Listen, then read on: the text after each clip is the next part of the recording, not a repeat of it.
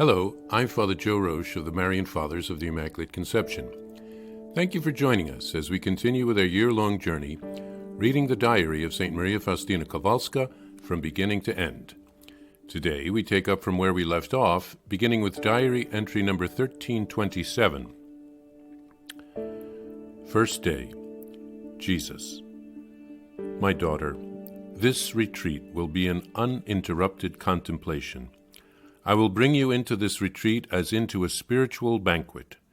Close to my merciful heart, you will meditate upon all the graces your heart has received, and a deep peace will accompany your soul. I want the eyes of your soul to be always fixed on my holy will, since it is in this way that you will please me most. No sacrifices can be compared to this.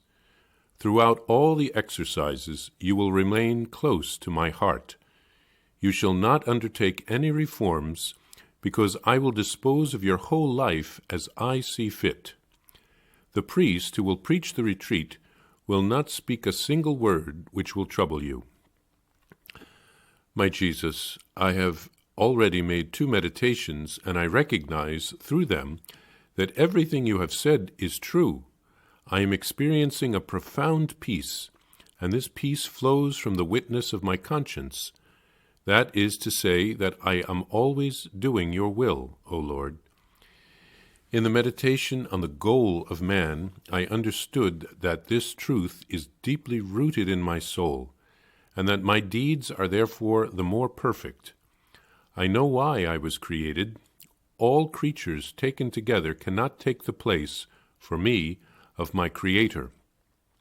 I know that God is my ultimate goal, and so, in whatever I undertake, I take God into account. Oh, how good it is to spend a retreat close to the most sweet heart of my God. I am in the wilderness with my beloved. No one interrupts my sweet conversation with him. Jesus, you yourself have deigned to lay the foundations of my sanctity, as my cooperation has not amounted to much. You have taught me to set no store on the use and choice of created things, because my heart is of itself so weak.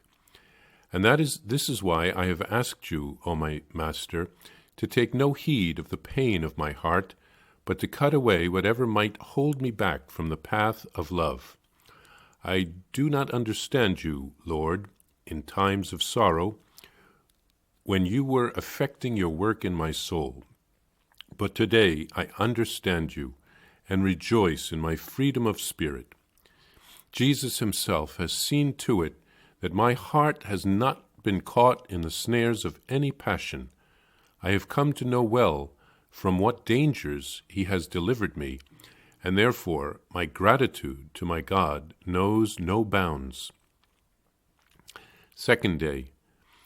As I was meditating on the sin of the angels and their immediate punishment, I asked Jesus why the angels had been punished as soon as they had sinned. I heard a voice, because of their profound knowledge of God.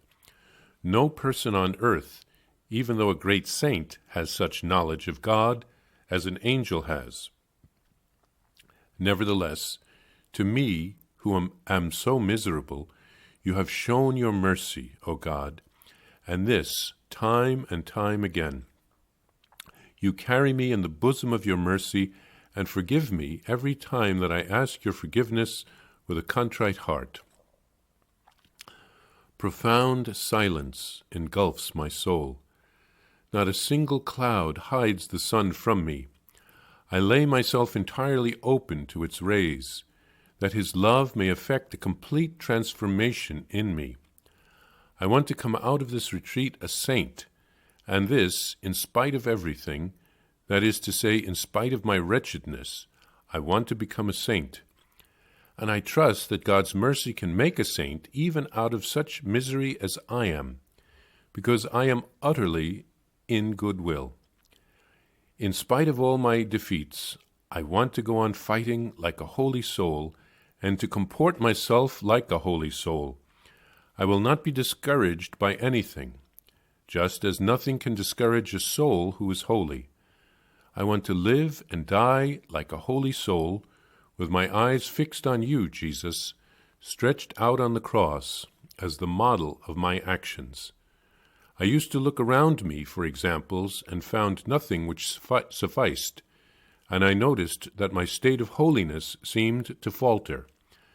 But from now on, my eyes are fixed on you, O Christ, who are for me the best of guides. I am confident that you will bless my efforts. Here Jesus promises St. Faustina that on this retreat she will be in continuous contemplation of all the graces he has poured out on her during her life, and she would be filled with peace during this retreat. During her first 2 meditations, St. Faustina discovered that Jesus had spoken the truth. She was filled with peace. She recognized that she was always doing the will of God. She recognized that God is the ultimate goal of her life. She's pleased to be united with Jesus' heart during this retreat. St. Faustina saw that Jesus did most of the work in helping her to grow holy. She sought to cooperate, but recognized that most of the credit should go to Jesus. Jesus had protected her from many traps of the evil one that many people fall into. And Faustina meditated on the fallen angels. Their punishment came quickly because they knew so much more about God than we do. Their choice to reject God was so much worse than the choices we make because they clearly knew what they were rejecting. During the retreat, St. Faustina basked in the rays of God's mercy like someone sunbathing on a beautiful day. She really wanted to become a saint, and she knew that God could get her there as she continued to open herself to his graces. She declared her readiness to continue the struggle. She knew that God would always be with her.